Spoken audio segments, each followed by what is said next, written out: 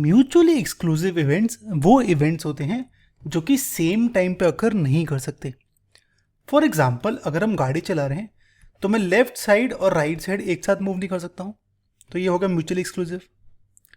Similarly, अगर मैं die throw करता हूँ और मेरा एक डाई में 2 आता है, एक डाई में 5, अब ये सेम अलग अलग इवेंट्स हैं मेरे, सेम टाइम पे अकर नहीं कर सकते। या तो 2 आएगा या तो 5 आएगा, दोनों एक साथ नहीं आ सकते। तो इसका मतलब ये भी है मेरे म्यूचुअली एक्सक्लूसिव। सिमिलरली 2 और इवन नंबर ये भी होगा म्यूचुअली एक्सक्लूसिव, क्योंकि 2 तो मेरा कभी भी आ सकता है और इवन नंबर में क्या आ सकता है, 2 4 6 ओ। ओके, तो इवन नंबर में मेरा 2 भी आ सकता है, 4 भी आ सकता है, 6 भी आ सकता है। तो अगर सपोज इस केस में मेरा 2 आया तो इस केस में भी 2 आ सकता है। तो ये तो मेरा म्यूचुअली एक्सक्लूसिव नहीं हुआ, क्योंकि ये तो सेम टाइम अगर कर सकते हैं। तो इसका मतलब ये मेरा म्यूचुअली एक्सक्लूसिव नहीं है। ये निकालते कैसे हैं, कैसे पता चलता है हमें? मैथमेटिकली म्यूचुअली एक्सक्लूसिव इवेंट्स में कुछ भी कॉमन नहीं होता।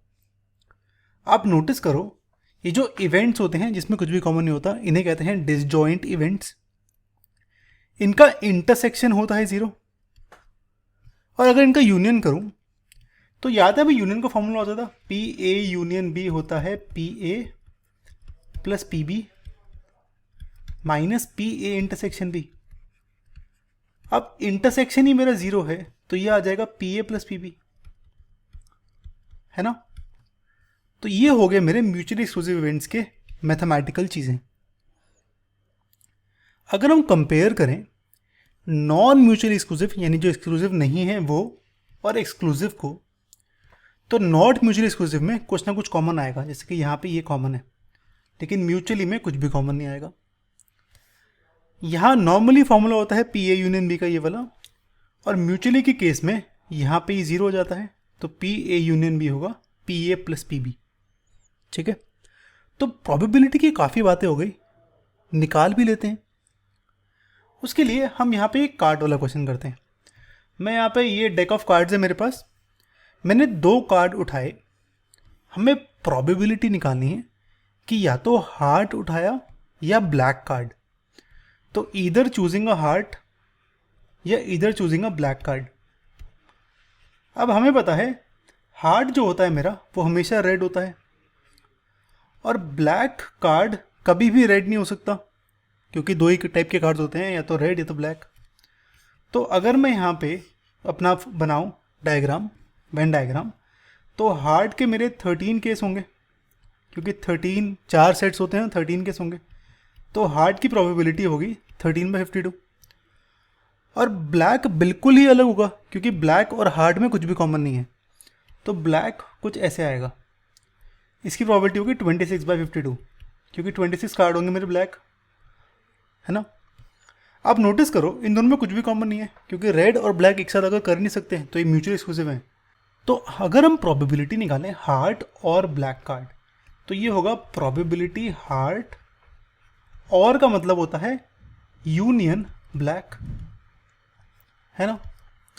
अब क्योंकि म्यूचुअली एक्सक्लूसिव है तो ये हो जाएगी प्रोबेबिलिटी ऑफ हार्ट अलग प्लस प्रोबेबिलिटी ऑफ ब्लैक अलग। हार्ट की प्रोबेबिलिटी 13/52 और ब्लैक की है 26/52, तो ये ऐड हो जाएगा, तो ये आ जाएगा मेरा 39/52, यानी 3/4। ओके, अच्छा, अगर सपोज एग्जांपल लेते हैं हार्ट एंड ब्लैक कार्ड होता, तो प्रोबेबिलिटी हार्ट एंड, अगर सपोज एंड होता तब क्या होता?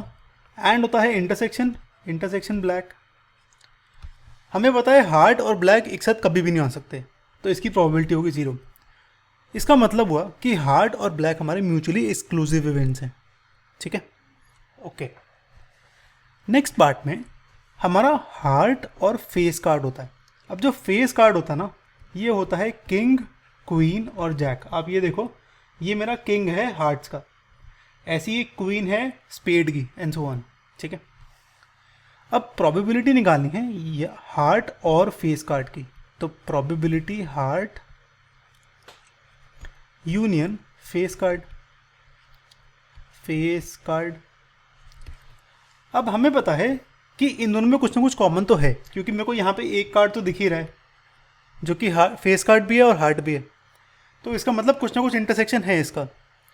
तो इसकी प्रोबेबिलिटी निकालने के लिए हम इसको लिखेंगे अपना normal formula A union B वाला।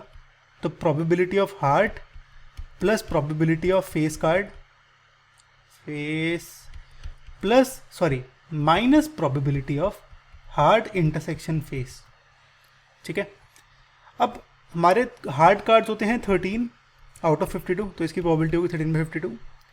फेस होते हैं मेरे किंग क्वीन जैक, और 4 सेट्स होते हैं मेरे पास, तो चारों में 3-3 होते हैं ये, तो ये हो जाएंगे 4 × 3 12, तो 12 लिख देते हैं इसको, 12/52।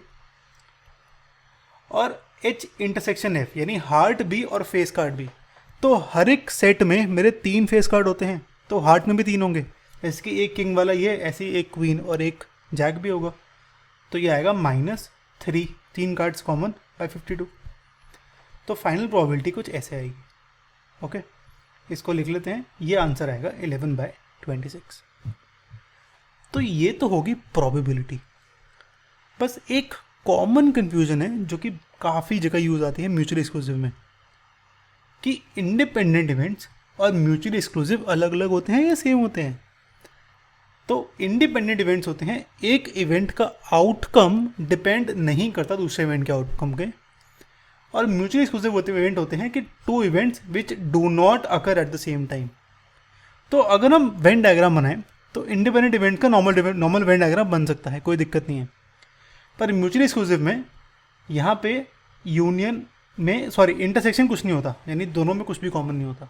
ठीक है, ये चीज़ का ध्यान रखना।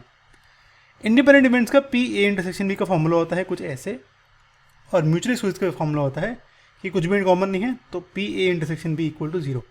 ठीक है, ध्यान रखना इंडिपेंडेंट और म्यूचुअली एक्सक्लूसिव अलग अलग चीज़ें हैं।